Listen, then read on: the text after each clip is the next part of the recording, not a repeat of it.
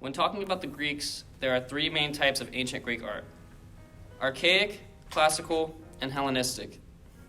These three styles of art all differ in one way or another.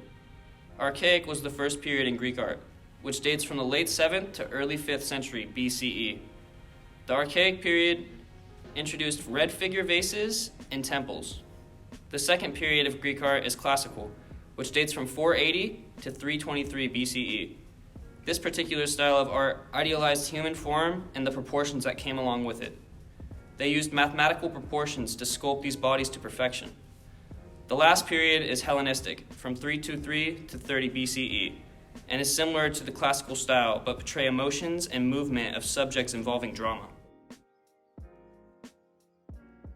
In this mini-doc, we will be focusing on Greek mythological art, which falls under the classical and Hellenistic periods of Greek art.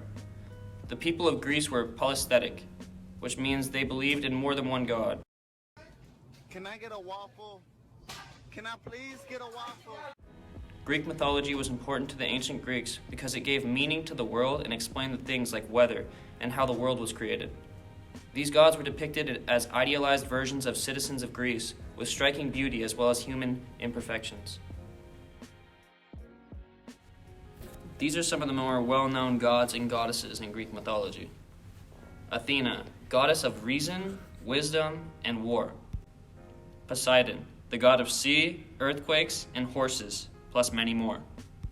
Zeus, the god of the gods. And Hera, the goddess of the gods.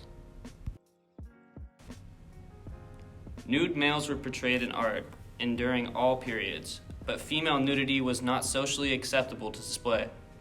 This led to a method of covering the female form in drapery because of the restrictions on female nudity as shown with the Venus de Milo.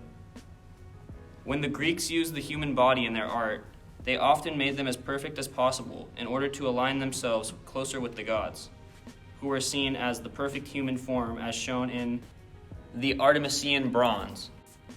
This piece is called the Artesimian bronze and is argued to be portraying either Zeus or Poseidon. There is more evidence that points to it being Zeus because the right arm is raised like he is going to throw a lightning bolt. Other art that portrays Poseidon shows his trident lower in a stabbing position.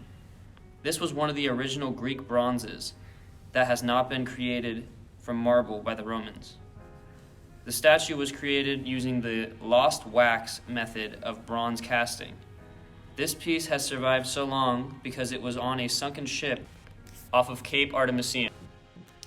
It was discovered in 1926 and recovered after further excavation 2 years later. This piece is from the classical period of Greece and the creator is unknown. The god portrayed in this piece is shown with a realistic human body with perfect proportions. The statue is slightly over life size, standing at 209 centimeters. The outspread action stance of the god portrayed shows that the Greeks were comfortable with portraying male nudity. Greeks associated the male nudity form with triumph, glory, and moral excellence. This is why male nudity was so celebrated during the classical period. This is one of the most famous pieces of Greek art, the Venus de Milo. Aphrodite is the goddess of love, sex, and beauty. This statue is carved from marble and you don't see any imperfections in her skin. She's shown half naked, covered from the waist down, and what looks like a drapery is going to fall off. The S-curve of her body creates an illusion and a lifelike distribution of weight.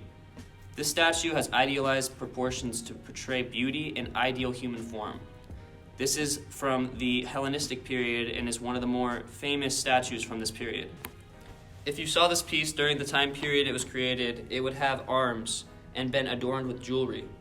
The Venus de Milo is supposed to be a symbol and representation of female beauty during this time period.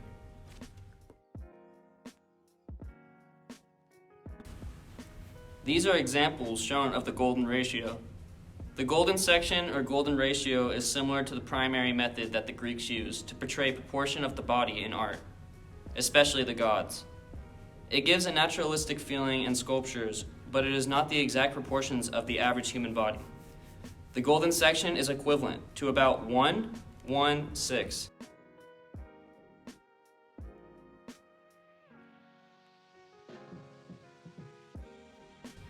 It is not exclusively used in art portraying the human body, but architecture as well. such as the famous Parthenon.